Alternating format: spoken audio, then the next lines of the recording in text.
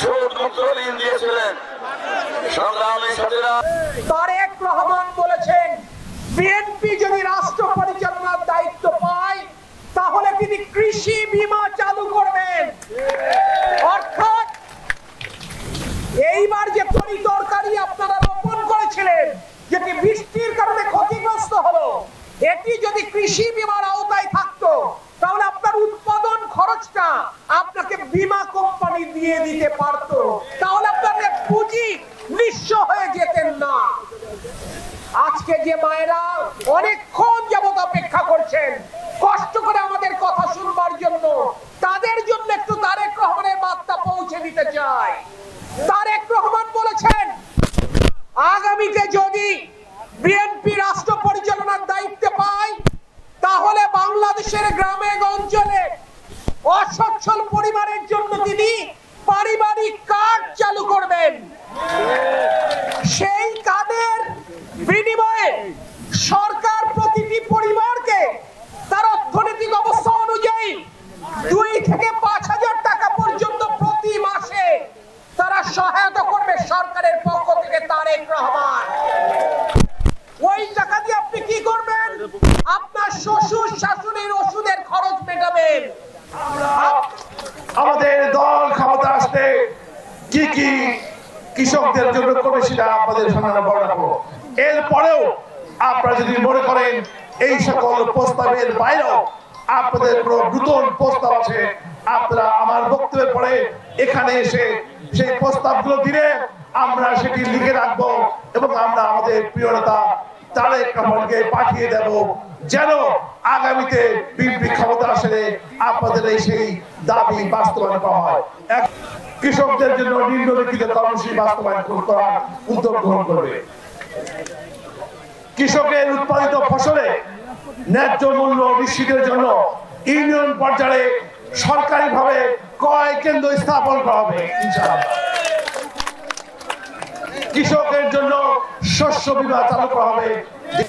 সেচ ব্যবস্থাপনায় সংকট নিরসনে শহীদ জিয়ার ঐতিহ্যগত খাল খনন কর্মসূচি পুনঃপ্রবর্তন করা হবে।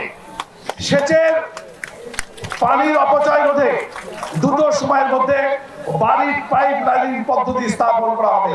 প্রিয় ভাইরা,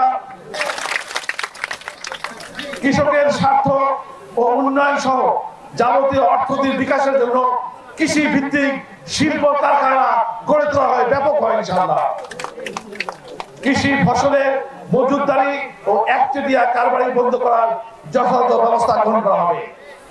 সমবায় ভিত্তিক কৃষি চাষ পদ্ধতি চালু করা হবে।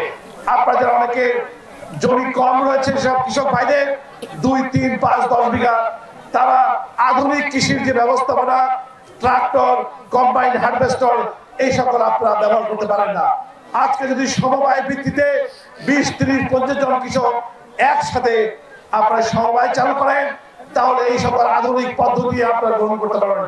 আমাদের সরকারের পক্ষ থেকে সমবায় ভিত্তিক কৃষির জন্য উদ্যোগ গ্রহণ করা হবে ইনশাআল্লাহ। বিনা অথবা স্বল্প সুদে কৃষি ঋণ কৃষকদের মাধ্যমে সঠিকভাবে বিতরণ করা হবে। প্রিয় ভাইরা, আপনারা জানেন বিগত সরকার এই বাংলাদেশে থেকে 28 লক্ষ টাকা চুরি করে পালিয়ে গেছে। তার মধ্যে শুধু এই কৃষি বিভাগ থেকে, কৃষি সেক্টর থেকে 2 লক্ষ টাকা চুরি করে নিয়ে চলে গেছে। অথচ বিভিন্ন সময় আমরা দেখি কৃষক ভাইরা যারা 5,000, 10,000, 20,000 টাকার কৃষি ঋণ দেয়, সেই কৃষি ঋণ পরিশোধ না করলে তাদের বাজারে দড়ি বেঁধে তাদেরকে কোর্টে চালানো করা হয়।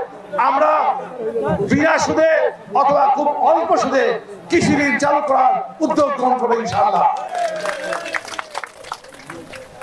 সরকারিভাবে পেঁয়াজ সহ বিভিন্ন ফসল যেগুলো বিশেষায়িত কোল্ড স্টোরেজ স্থাপন করে এগুলো সংগ্রহের ব্যবস্থা করা হবে।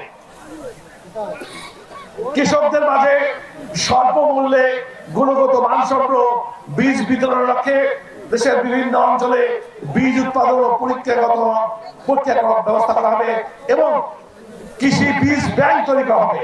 প্রিয় ভাইরা, আপনারা জানেন ভালো বীজে ভালো ফসল।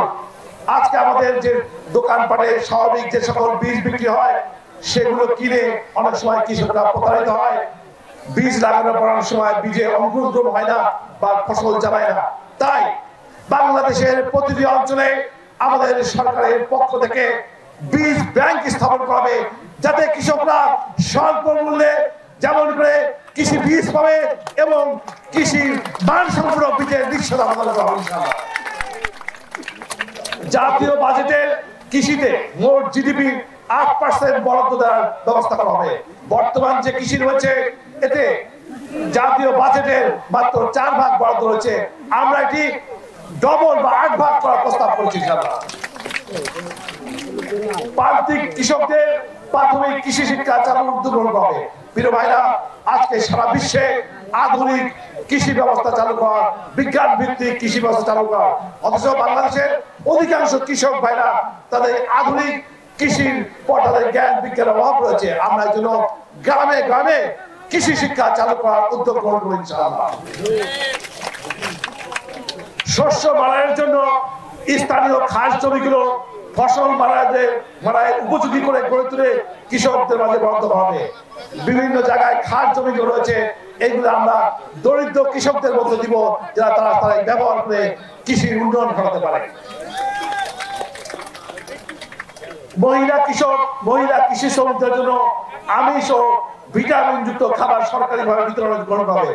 প্রিয় ভাইরা, আমাদের জনসংখ্যার প্রায় অর্ধেক আমাদের মহিলা রয়েছে। আমরা আমাদের সরকারের পক্ষ থেকে এই